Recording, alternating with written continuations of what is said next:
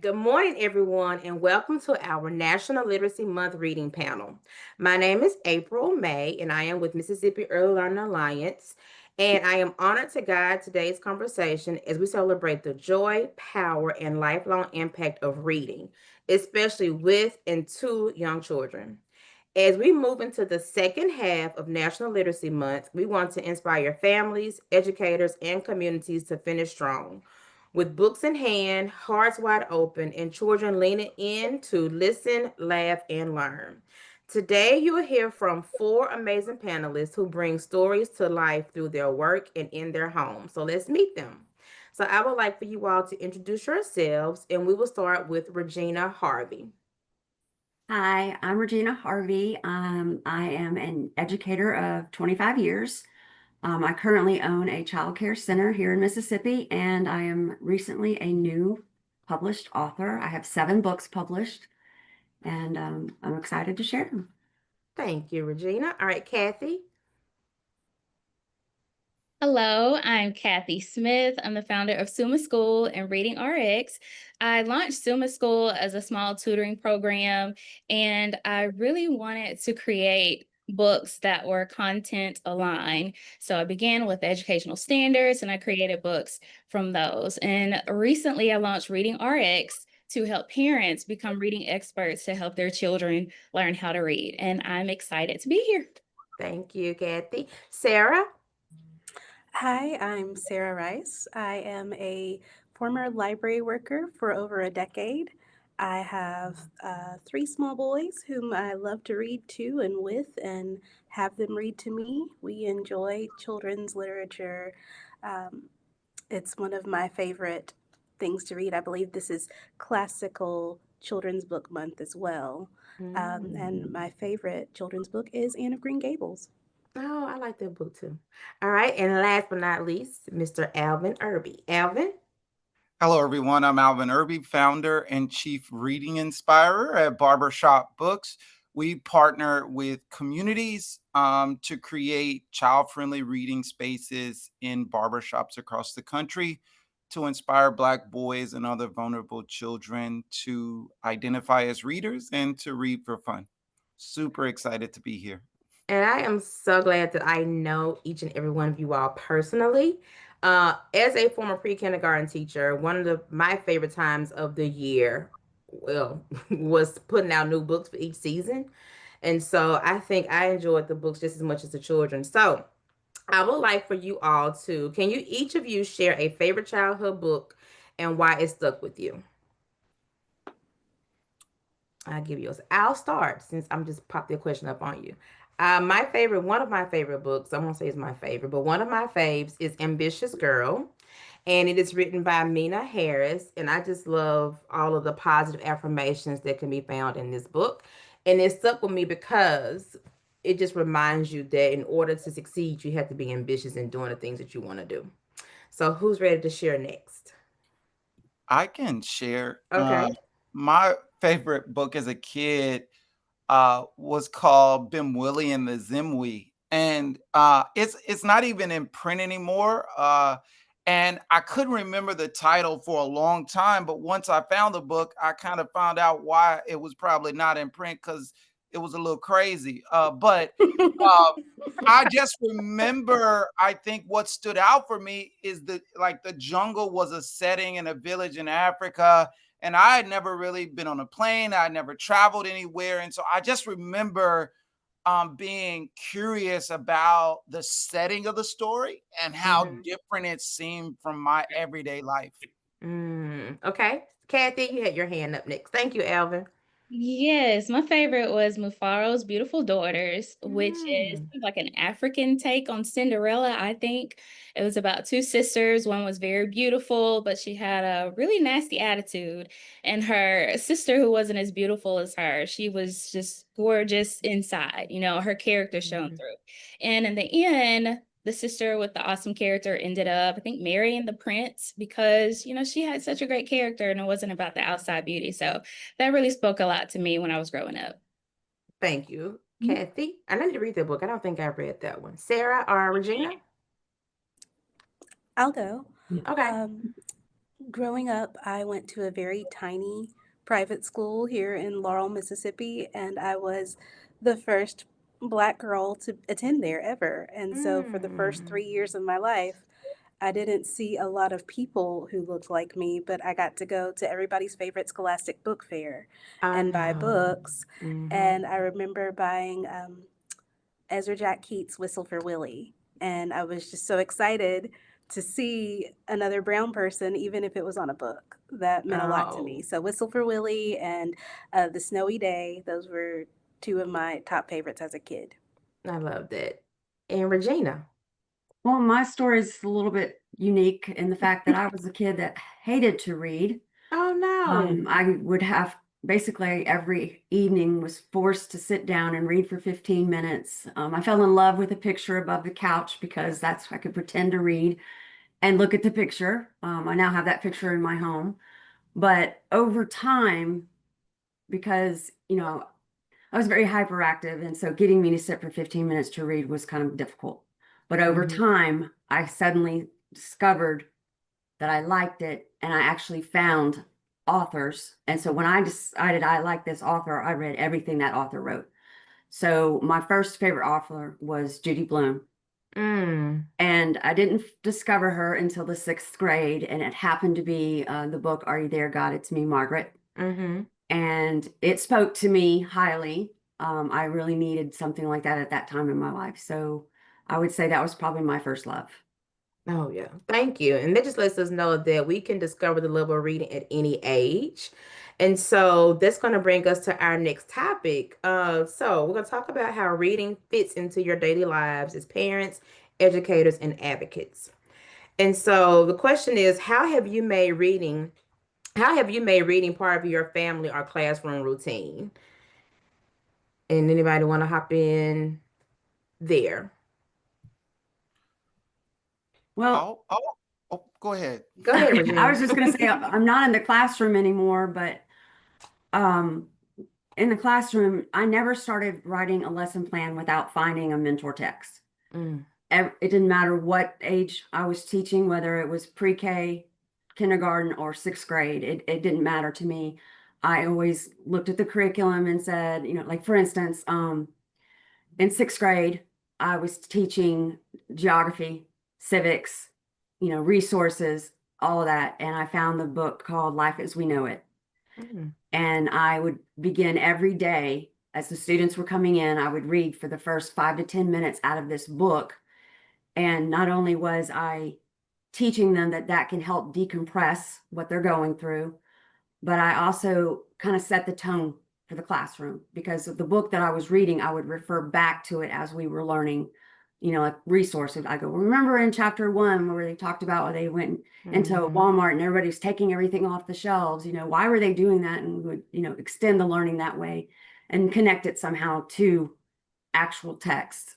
And so that's always been, I guess, probably because of the fact that, when I found that book, Judy Blume, as a child, I connected with it. So I was always, trying to get kids to connect to self, connect to world, connect to text. That's always been mm.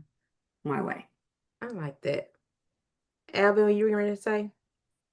Yeah, in my work, now, leading an organization, I don't have the opportunity to engage in reading directly with children as much. I don't, have any children myself, but I did teach kindergarten and first grade. You And one of the did? exciting things about um, first grade for me was that after recess, they didn't have nap anymore like they had in kindergarten. And so I would turn off the lights and just kind of read a novel to them. And so we Hmm. read Do the Bud Not same Buddy, thing. and they would put their heads down or they would draw, and I remember a kid coming up to me and saying, Mr. Irby, it's like a movie in my head, Oh, and cool. I think for children who maybe don't have an opportunity to engage with longer text, they may not have an opportunity to experience that adventure of kind of taking a journey with a character across days, across weeks, Hmm. possibly. And so I really treasure the opportunity to kind of give kids an opportunity to be exposed to like what reading in the future could look like, especially for some of the children who may not have yet had an opportunity to engage with chapter books yet. Um, Mm-hmm. that's just, one example. I think in our work with barbershop books, we really focus on boy approved books. So we ask Black boys what type of books they like to read. And Mm-hmm. those are the titles that we curate for them and distribute to our network of more than 200 barbershops. And what we found is when we ask Black boys what they want to read, a lot of times they say Captain Underpants, Diary of a Wimpy Kid, Dog Man, Pete the Cat. But if you were to Google book list for Black boys, not a single one of those titles would appear, not one. And Mm-hmm. so I think for us, we advocate for the kind of preferences and interests that Black boys tell us. And we tell adults, you can give a Black boy exactly the book that they're telling you they want to read, and also introduce them to a different book that you Right. think they might like or that you think is important. It doesn't have to be an or. And so I think that's one of the things that at Barbershop Books we try and do. All those books that you named, I think they're common across boys in general. They are, Absolutely. they are, they They are. are. No. I really appreciate that personally, Alvin, as I'm raising three Black boys in my house, nothing but boys at my house all the time, the dog and everybody. And Bless we are your big heart. fans. Thank you. I appreciate that. They're big fans of Dog Man right now. That's what they're really into. But you just made me think of a funny little story. I do a lot of audiobooks with my children. That's how I incorporate reading at our houses. When we're in the car, we're listening to audiobooks. Or my oldest son has gotten to where he wants to listen to his while he's in the shower. That's his downtime. Mm. But we were listening to Jeannie B. Jones because I loved it growing up, and I thought they would enjoy it too because she was always in some mess. And after we finished listening to that series, I showed my oldest son. I said, "Oh, these are some Jeannie B. Jones books," and he said, "She's white," and that tickled me so. But I found L. Ray Jakes, which are similar. He's a third grader. He's a third grade little Black boy, and he talks about his adventures with his sister and his friends and the things that the predicaments they find themselves in. But we read together by listening to audiobooks. My youngest son, he brings me the same book every night, and we read that same book multiple times in the night. And I try to make sure they see me reading as well because I feel like you model the behavior you want your children Exactly. to exhibit. And so when they tell me that they're bored, I'm quick to say, grab a book. Grab a book. I don't care if you've read it already, read it again. Kathy? Yes, I'm not in the classroom anymore as well. When I do go to schools, I do high dosage tutoring, so it's quick paced and it's a totally different area. I don't have children as well, but I do have little cousins, and my cousin is a new mom. And my knowledge and experience and love for reading is kind of spilled over into her life. So I find myself helping her be a mom who prioritizes reading, like telling her you need a library card, go get the library Mm-hmm. card. Are you reading to them at night? When they go out to eat with me, they want to bring their iPads. I say, no, we're not doing iPads. We're going to sit down. We're going to have a conversation because that builds Mm-hmm. vocabulary. So just letting it spill over into family life and whatever kids I see, just prioritizing reading in their lives. I like that. And then for me, because again, like I as a former pre-K teacher, one of the things that I will always encourage, like you, Sarah, with the scholastic books. So being in that classroom and looking at that flyer every month, they'll have dollar books. And so I would go into I had 20 students, so I was spending $20. So but in my mind, I knew that each child would have at least a book in their home. And so I would do that, as often as I could. But let's now explore how we can make reading joyful and accessible for every child. And Alvin, you have mentioned your work with barbershop books and working in joyful and creating joyful reading experiences for Black boys. And can you share why joy is such a crucial ingredient in reading identity? Yeah, that's a great question. I think one of the often ignored or maybe unexplored areas of early literacy development is reading trauma. There Mm, unfortunately are a lot of children who have had very traumatic reading experiences. And, we have very explicit conversations with barbers about reading trauma to explain to them that not every kid who comes into the barber shop is going to have a warm and fuzzy when they see a book. They may not have mm, that relationship with books or with reading, but when they come into the barber shop, those colorful kid-sized bookshelves and the fun books that are there provide them an opportunity to help those boys or those children develop a positive relationship with reading. um, I think for us, a big part of creating kind of early positive and joyful reading experiences centers around our focus on reading identity development. And so one of the ways that we help children identify as readers is by one, curating books not just based on the part of their identity you can see, but really going a little bit deeper to those parts of them that you don't see, that you only will learn about by asking. I had no idea there was a book called My Big Fat Zombie Goldfish. Didn't know that was a thing. It took asking a kid what they like to read, and then mm, it unearthed like, oh, okay, that's a whole thing right there. But then also for us, providing Black boys with access to Black male reading role models. mhm, And so we support barbers through early literacy training, not to be tutors, but to serve as reading role models, giving them tips and strategies for how to engage children and families uh, in conversations about reading. And then another, I would say, important element to creating fun reading experiences is just really encouraging agency, and, mhm. and letting adults know that, like, it's okay if they like to read in a place that's different from the place you like to read, or in the way that you like to read. It's all still counts as reading. And I think that, we find adults all the time who's, I guess people consider me the book dude, like, Mm. people I know. And for some reason, they feel guilty when they're around me sometimes, like, oh, you know what? I've been meaning to read a book.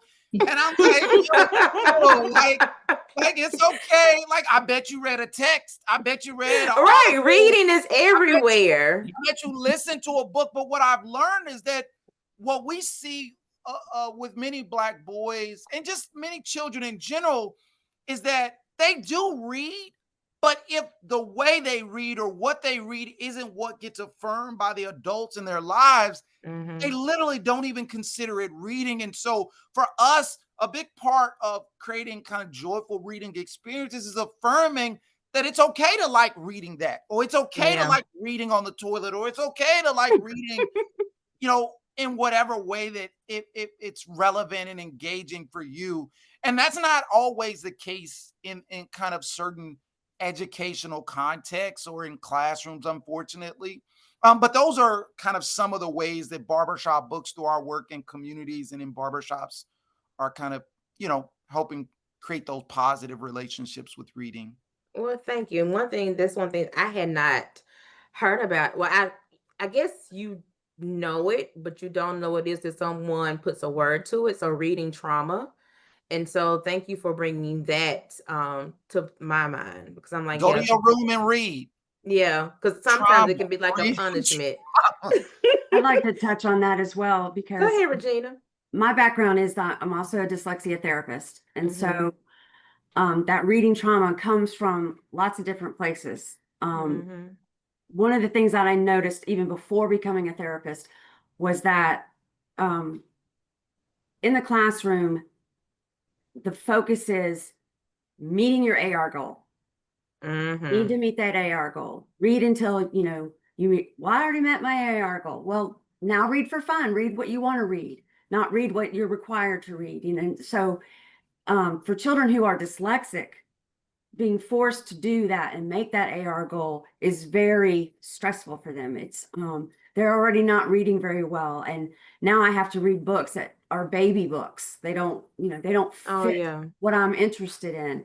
And so there is that trauma there, and it Mhm. used to frustrate me um, as a teacher. And I would just say, we're just going to read for fun today. Mhm. Anything you want, just pick something, Mhm. and forget about your AR goal, and so that was one thing. And then I also, during therapy, I'd have students say, well, I can't read that because it's not in my AR level.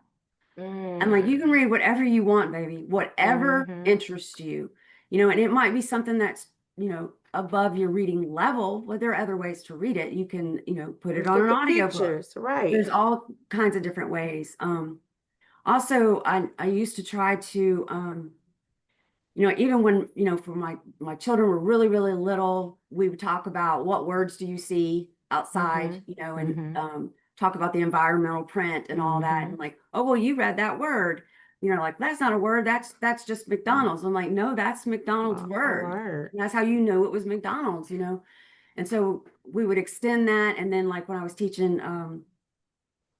the sixth grade thing, we were learning about the judicial government, and I had my students use newspapers.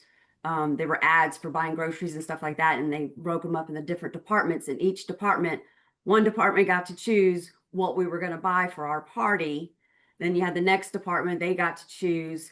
Well, no, we don't agree with this, and send it back. And so they eventually had to go all the way around the room and agree in the three different departments, the judicial districts, but the whole time I'm pointing out that we're using this material Mhm. to read and discover. And then we're also learning about the government branches. And so you can just find any way to promote reading that isn't even In a book, and not in a necessarily book. book. It's Mhm. just this stuff's out there every day. You're right. Making lists in the kindergarten classroom, I would have a little area, and it would say, make a list of everything you know about Mhm. animals in the zoo, and they're writing a list. And so and I would have pictures where they could read the words because, they're not able to write them yet, but they're Mhm. reading those words and writing them out. And they're And even creating. when you take the scribble and then you ask them what does it say, and then Mm, you put the word with it, and they're like, oh, so this is how you spell zebra. So like, I'm not exactly. like I I would used to say, tell love when me my about your kids, picture. And yeah. then if they say, well, this is me and my mommy at the store, I would say, Justin and mommy at the store. And I would write it Mhm. across this piece of paper. Yeah. So it just, you can connect that anywhere. And my biggest thing is showing them that how a book and reading is more than that. It's actually someone's story. It's somebody's Mhm. thought process, something that they felt the great depths of their soul that they needed to share with someone. Yes. And then, connecting it. That goes back to that mentor text, connecting it back to world and, Mhm. yourself and life and everything. So Thank you, yeah. Regina. Does anyone else want to touch on that before we move to our next question? Okay. Sarah, this question is for you. How Okay. has Dolly Parton's Imagination Library helped build a reading culture in your community? Thank you for asking this question, April. I could go on and on about it forever. As some of you may know or may not know, that Dolly Parton um, has a program called Imagination Library, which is supported by local organizations and local businesses to be able to provide books for children ages 5 and under in certain areas. We have that here in Jones County for um, all of the children, like I said, ages 5 and under. And I've pushed it like a crazy woman to everybody I see with a baby, and they probably think I've lost my mind. But I think it's just so important that children and people have books in their hands as early as possible. I've had women tell me, well, they just chew on them. I said, well, that's because they're voracious readers, they're devouring the literature. I like that. And I found my aunt was an educator for 30 plus years, close to 40 years. And I remember her coming over and telling me a story about how they would copy children's books and send them home with the children. And I know copyright laws, but they Right. had to do something because the school district just didn't have the funds. So they would copy little books to send home with the children because they had no books in their homes. None. Mm. Mm. And I have encouraged, like I said, everyone I see with a small child to sign up for this because it's not only good for their babies who are receiving the books, but if they have older siblings, those books are at their fingertips as well. I even tell my children, I have a second grader and I have a 3-year-old who still receives his Dolly Parton books. And I tell my second grader, hey, you can read Drew's books for AR test. You can read them for fun. Just pick them up. Mm-hmm. And he says, really? And I said, yeah, just take a look at it. And he'll mull around. He's not my voracious reader. He reads because mama makes him. If it's something he really likes, he might pick it up. But usually he's not the one that's out to seek the books. But I think that this has brought literature into the homes of families who may not have received it otherwise. Mm-hmm. Also, on the inside flap of those Imagination Library books, I started to bring one with me today and left it at home, but it has tips from the Library of Congress on how to read with your children. Mm-hmm. Because as a library worker, it didn't dawn on me that people don't know how to read to children unless they're taught. Mm-hmm. I just picked up a book and read to them, and I make the funny voices and I do the motions, and that's how I've always done.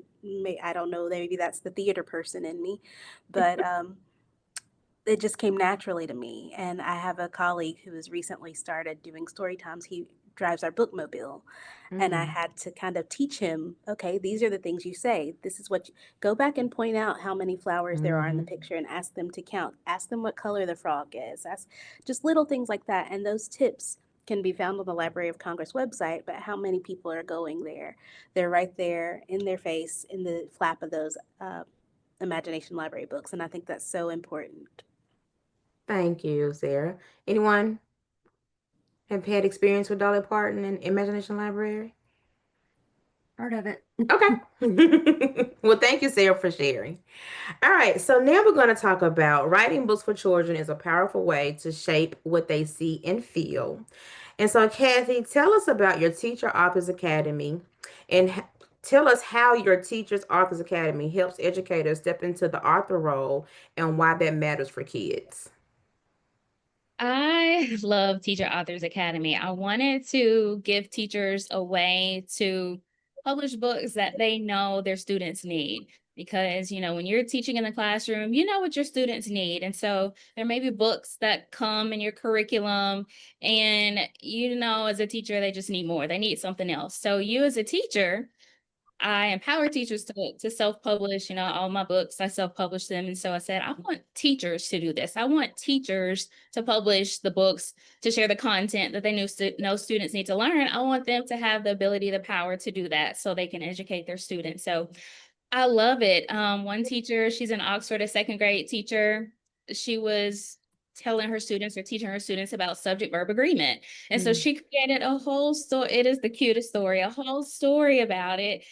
Use it in her classroom with the lesson. Her students caught on right away. They were finishing the pages as she was reading it for the first time. So it's great. And when she went through the writing process, it really helped her to revamp the way she taught the writing process to her students, because having to go Mm. through the writing process, she said, oh, wait, I've been teaching my students this wrong way. Now that I have to do it, and it revamped Mm. the way she taught writing. So yeah, I love it. I'm passionate about helping teachers become authors, and yeah. Thank you. And Regina, as a recent published author, what inspired you? It has just always been a desire of mine to write. Um, Apparently, according to my mother, I've always wanted to do it as a young kid, and I just never thought that I would grow up to be a writer. I just never even considered it whatsoever.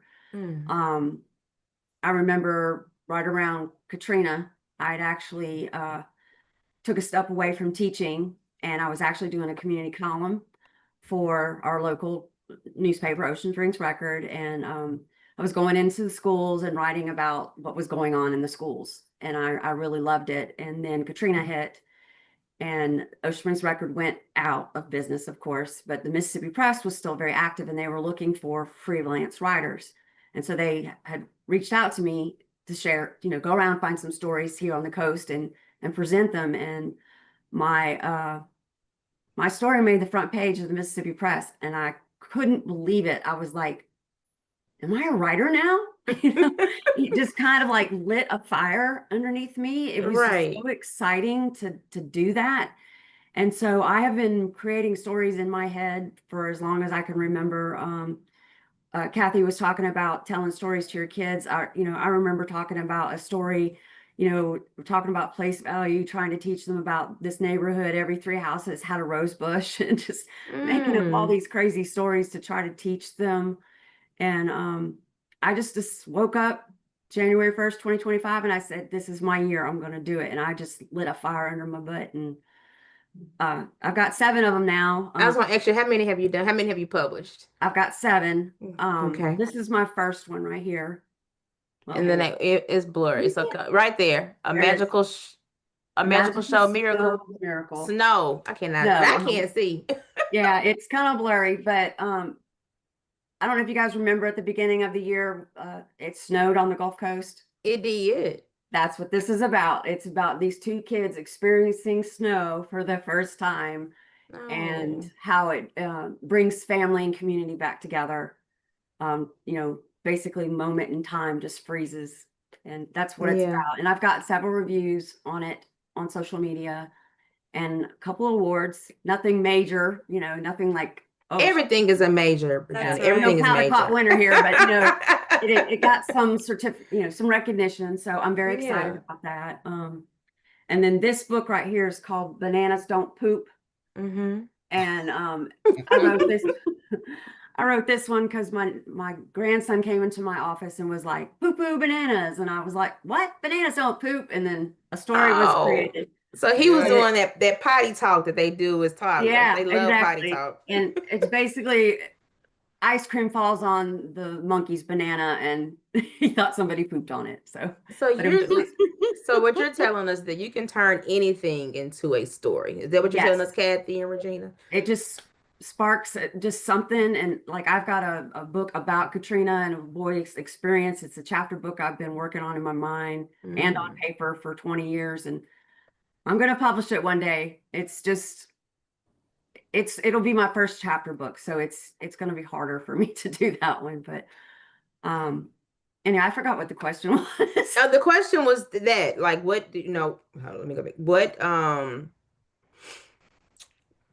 helping educators step into the author role. So that's what you did. So my next question that I do want to, because I know, Kathy, you being in the classroom, working with teachers and with Teacher Academy, what other professional development would teachers need in order to become authors? Because I've always said I wanted to write a children's book. I've never, Regina, you're inspiring me, Kathy, you as well. Like, I need to put finger to keyboard and make it happen. But like, what are some things that would help you get there? Like professional development that would truly help teachers? Yes. So I've created a course that goes really in depth about, from start to finish, print on demand, which companies you can use, which platforms, if you want a really nice one with a dust jacket and everything. So I'm really in depth with that. When I go to conferences and I set up as an exhibitor, as a vendor, and I tell teachers, you can be an author. Have you ever thought about being an author? And they're like, no. And then I say, well, why? You can do it. They say, I don't think I can do it. Their confidence is not there. And I think they don't really know that the tools are available today can help them get there in no time. And they're free. They are free. Like I can publish a book from start to finish for free. Oh, wow. And it's just the confidence in the knowledge. Like they don't know that this is available to them. So I want to put that out there and let them know, yeah, you can do this. You can really do this. Because that was going to be my next question, is how have you seen teachers become more confident through authorship? Yes. So one of the teachers that I've worked with to publish her book, she was a national board certified teacher. And so she used that publishing process to recertify. Okay. It gave her that credibility. She has a published work there, and it really helped her in that process to recertify. So it built her confidence, like I mentioned, with teaching writing. And when she had her book signing, all of her students came out. She had it off the school campus at a local bookshop. All of her students came out, their parents came out, everyone supported her. She was so happy. So it really boosted her confidence as an educator and as a professional. And then, so for Kathy and Regina, where can we find the books that you all have authored, and where can they find those? Where can anybody find your books to put into their classrooms or into their homes? Well, mine are all on Amazon. Okay. And then, if you buy directly from me, then I'll sign it for you. But Okay. I'm still small potatoes. I haven't even had a book signing, so I don't. Well, we got to get you a book signing, Regina. Yeah, that's not small potatoes at all. My books are No. also on Amazon. Okay. Some of them, I think all of them are on Amazon. But you could also go to sumaschool.org and find them there. Yeah. And it's SUMMA. Yes. Summa. I was saying summer. I know Summer. People say I was saying summer, like, summer school. yeah, no. Alvin. Yeah, I just want to say that I have published 2 children's books. Okay, come And on. one is called Gross Greg, about a little black boy who loves to eat his boogers. Um, uh, you call them boogers, and Greg calls them delicious little sugars. Um, Oh, Oh, good.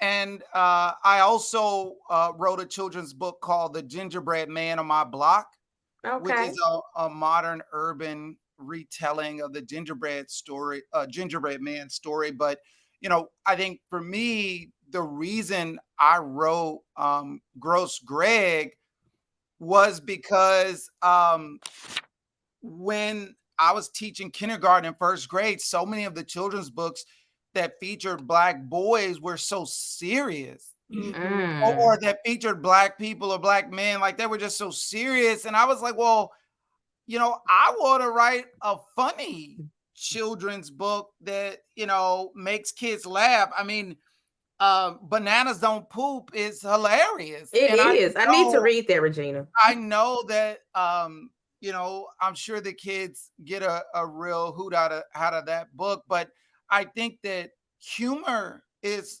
something that I think resonates with all children, but definitely with boys in particular. Mm-hmm.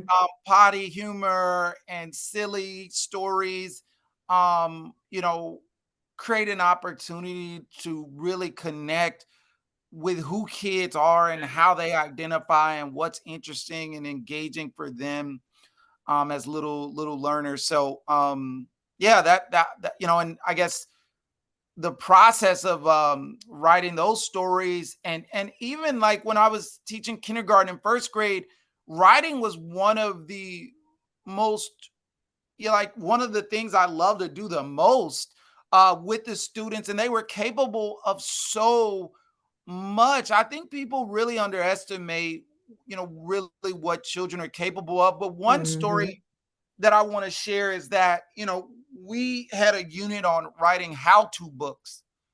And so I decided to, start the unit by writing a how-to book as a class. And so I brought lemons, a strainer, sugar, water, and we made lemonade. Lemonade. But I didn't have any children, and I didn't know how weak kindergartners were. And so I had Time cut out. lemons, and I had the students come up and squeeze the lemon, but I was looking at the strainer and I'm like, nothing is coming out of this lemon. Like, Alvin, they had not developed the fine motor skills no, yet. they had zero fine motor skills. You So were I there to realized build I had them. You to, were there to yeah, build I them. had to put my hand on top of their hand and squeeze the lemon so some juice would come out.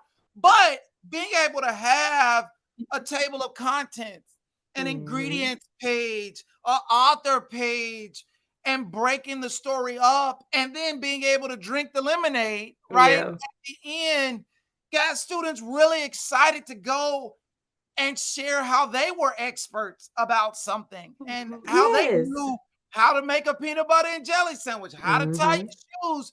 But I think those text to self and text to world connections as authors, just reconnecting with what Regina said, is also really important, for children as authors, and letting them know that their voices matter, their stories matter, their everyday experiences that they don't think has any connection to reading or school or whatever, that those Mm-hmm. things also matter, was really I think powerful. And I remember for the Gross Greg book, when I've gone and done, author readings or whatever in classrooms, I've had a few of those little snarky kids ask me, is my Gross Greg autobiography? And I was like, I'm happy you know what an autobiography is, but no, I do not eat my booger.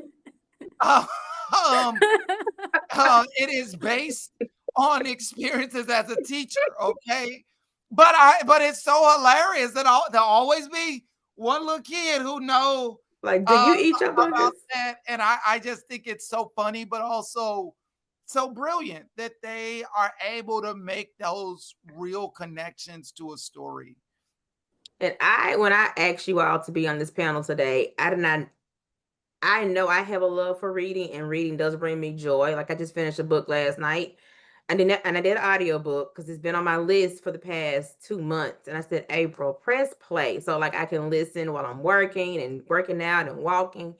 And so, but like inviting you all here today and just like hearing your stories and looking at the amount of times that we've laughed and smiled, and we're all talking about books, and we're all talking about making sure that children and families have access to books so that they too can have this type of laughter and joy about reading. Um, and so I just want to know one more question. What's one myth about early literacy that you'd like to bust today? And Alvin, you've been busting myths all day. Is there another one in Well, I your would say in that your toolbox? black boys don't read, or they don't want to read whack books, is what they Mhm. don't want to do. During the pandemic, when the barbershops closed, like many other small businesses, we launched the Barbershop Books e-library. And today, Mm. we have, I think, close to or more than 90 children's books available for free, for anyone to read in their entirety, right on our website. And both of my titles, Gross Greg and the Gingerbread Man on my block, I donated them to our e-library. But we have independent authors of color who we license their children's books from them to amplify the voices of, I mean, you all know that just because you publish a book doesn't instantly mean that everyone knows that it exists, Yeah. and so we try, in addition to our work in barbershops, to amplify those independently published authors. And because of websites like Upwork and Fiverr, the cost of being able to create quality illustrations has gone down. Mm. And there are just parents or grandparents who've been inspired by the children in their lives to Mhm. put their stories down in the form of a children's book. And Barbershop Books is trying to do what we can to make sure that those quality children's books aren't just collecting digital dust, but that get a chance to reach, the audiences. Thank you, Alvin. Who Bananas else Don't wants to? Poop would love to be a part of that. It sounds like an ideal title for the Barbershop Books e-library. Let's make sure, and any of you actually, if you have titles that you feel like might be a great fit for our e-library, I would love to connect you with our director of programs so that we can get your books into the Barbershop Books e-library. Oh, I love it. You. All right. Any other myths that we like to bust today? Well, I don't know if it's per se a myth, but my experiences, my background knowledge on dyslexia Mm-hmm. is that there needs to be more books that promote phonemic awareness. Mm-hmm. When I was in college in Hattiesburg, I actually did a research project on the school that I was actually working on. And I discovered that overall, that all of the students in the school, overall phonemic awareness was the biggest weakness. And it's also the #1 predictor of dyslexia. So I feel like if we don't start really focusing on that and building that up in our books and in our students, dyslexia is going to be around forever. And it's not a disability. It is just a different way of thinking. And what started me on that whole thing is my boyfriend that I met at 16 years old was super smart and absolutely just gorgeous in every way. But he could not write a love letter to save his life. I was like, what is wrong with this dude? And that kind of started my interest. I wanted to do things to help him learn to spell better, to do sentences better and things all that. And then our first child was born and she was dyslexic, and we have 3 children, 2 of them are dyslexic. And so that's kind of, that's what lit my fire to go the track that I do. I did it for my children. And, learning that is the #1 predictor it makes that important for me. And I just feel like people don't recognize that as much. They don't bring it up as much. They don't, in the preschool level, it really should be like the #1 priority. Yeah. And that's one of the reasons I started this school. And, it's only 8 years old, so we still have a lot to learn. We're still trying to figure out, employees and the dynamics of just the world and parents and children and all of that. We actually started doing the Mississippi Beginnings curriculum this year. Okay. So we're going to see how that goes. And that's the Department of Education, the Mississippi Department of Education. Because when I first started this school, I was like, no, we're going to do my curriculum, and because I'm using this stuff I've learned in my dyslexia training, and Mississippi Beginnings does support. There's certain things that I'm like, we're still going to supplement, but I think it's got the right idea. And so we're gonna give it a shot for this year and see how that goes. Okay. But so far I think it's going well. We only have one 4-year-old classroom, but it's still, that's one class of 16, Right. And getting the children in the 2-year-old room and the 3-year-old room, getting ready for those 4-year-old curriculum. So you are building the building blocks for that as well. Yeah. We start all the way at infants, so we go from there. And that was just from listening to you. I know you have a very print-rich child care center, so they're probably seeing literacy and words and fonts everywhere, all throughout your child care center. So I Not think as that's much great. as I'd like. Just because I believe a certain thing is getting other people to do and understand the why behind the madness. That's another story. I understand. Kathy, Sarah, anything y'all like to myth bust? Yes, I want to piggyback on Regina and say that learning to read begins way before learning the alphabet, right? Phonemic awareness, that phonological awareness, letting students be able to recognize sounds, like hearing an oink. What was that? It was a pig or a moo. There's a cow. So it begins with hearing, letting them be able to hear sounds and hear beats and hear patterns. It starts there. And I'm actually working on a book. It's going to be called The Blindfold Book, that really focuses on that for parents. It gives parents a script. Children don't need to see letters. They don't need to see words. All of this can be done while they're wearing a blindfold. So it really focuses on the hearing and the sounds. So I just wanted to piggyback on that. That is so important. Absolutely. And I just would like to piggyback off of some earlier comments about essentially reading being everywhere. I literally just had this conversation with a potential book club that I'm joining. A lady said, I really need to read more. I said, honey, you do what you want to do.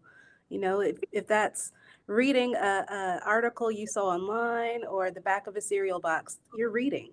That's what matters. It all triggers the same places in your brain. You're stimulating your mind. You're listening to, I saw a meme one time that said our ancestors didn't carry on years of oral traditions for you to say audiobooks isn't reading, Right. So listen to that audiobook, or let those kids. The thing that drove me, I think, the most mad at the library was parents who were like, we're not reading those graphic novels, we want a real book. And I'm like, this is a real book. Let the babies read what they want, let them enjoy what they're reading. And so many little people are quick to say they don't like to read or they don't want to read because they haven't met the right book. And I find a lot of times, especially with those kids, um, veering them towards nonfiction has been a way to get them more interested in books and reading and a topic that they already know. Well, I like to go fishing. Well, let's look at these books about fishing. And they might learn some new casts. I know nothing about fishing, so I don't know what they learn, but they're Me learning either. new things, you know? Uh, just encourage reading and reading everywhere. That's the thing that I would like to put out Well, there. you know, and reading can come from the most simplest place. My grandson's grandparents on the other side are Canadian, and they sent some old military uniform type stuff that was uh, grandpa's, who passed away, to my grandson. And it's like a military hat, you know. And so he starts walking around with this military hat and he just loves it. Well, now he's just like obsessed with anything army related, military type thing. And so he is now suddenly interested in World War II. And so we had the book fair. It was grandparents week. We went to the book fair and we're like looking around and we're like, oh, look, here's a World War II book. And he's like, I want that. I want that. And then I asked him, I said, well, where would you like to go on your birthday? And he's like, I don't know. I said, well, there's a World War II museum right here in New Orleans. Would you like to go there? And yeah. And so we're like taking from that one little helmet that was sent to him, turning it into him reading, to connecting it to the world. And he's going to go get to experience that. And I can't wait to see how he reacts to it. We're going this Saturday. Have And, fun. you know, I just know there's going to be all kinds of reading going on in there as well. It So is. And it's a beautiful museum. I've seen it driving through New Orleans. But it's a beautiful museum, the outside of it. I'm sure How it's old is your son? well, it's my grandson. He is 8. Oh, you should read Pink and Say, which is a book about Oh, yeah. the Civil War by Patricia Polacco, and Yeah, it I tells forgot the about that story book. of a black and white Union soldier who encounter each other during the war. Yes, I remember that book. It's been a long time, but as soon as you saw it, I saw the cover. I was like, I know what that book is. I need to Yeah, I'm read gonna that get book. that for him. I should have been writing a list of all the books that you all mentioned today, from your favorite children's books until now, just the ones you all have named throughout our conversation today. And so, y'all, it's almost over. I know we can talk about this all day, but as we wrap up, I want to ask each of you to finish this sentence. If there's one thing you could encourage every adult to do this week, or in the rest of this month, or forever, let's just say forever, to inspire a love of reading in a child, it would be. To let kids catch you reading. Thank you, Alvin. Buy kids a book. Buy them a book. I'm a book. Get a child a library card. Oh yeah, that's great. Yeah, I guess mine would be to talk while you're reading the book, not just read the story, but sit down each night, read the book, talk about the images, talk about, you know, what you heard, connect it to yourself, connect it to the world, you know, really explore it and not just read it. Exactly. Because I know after and my one thing would be all of the above, but especially like letting them see you have a love for reading, and Sarah with you with audiobooks, like having conversations about the book. Like after I finish reading the book, and that's probably why I need to join a book club to have discussions about it. But like no one's reading what I'm reading at the time that I read it. I'm gonna let sometimes I'm like, oh, I'll read that book later. And then it's after Why everyone I you know find a has silent book club. I think Find that's what your I have. I mean, I just have me.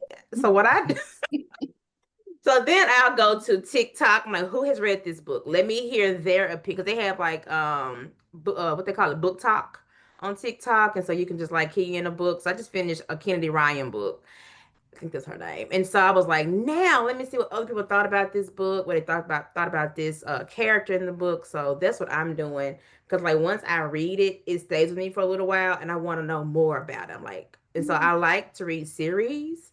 So now I can go to her second book and then just kind of stay in that series for a while. So I want to thank you all for joining us for this beautiful conversation. We've been reminded today that reading is more than just literacy, it's connection, it's culture, comfort, curiosity, and care. So as we finish National Literacy Month, let's do so strong and together. One page, one story, one child at a time. And so I want to thank you all again, Alvin and Sarah, Kathy, and Regina. I hope we can do this again soon. I love that we've made some networking connections within the panelists. And so we have, I think you all have each other email address from the last email that I sent you all. So please stay connected and I greatly appreciate you all for today. Thank you so much. Thank you. Thank you. you. Bye, you all. Hi, everybody. Bye.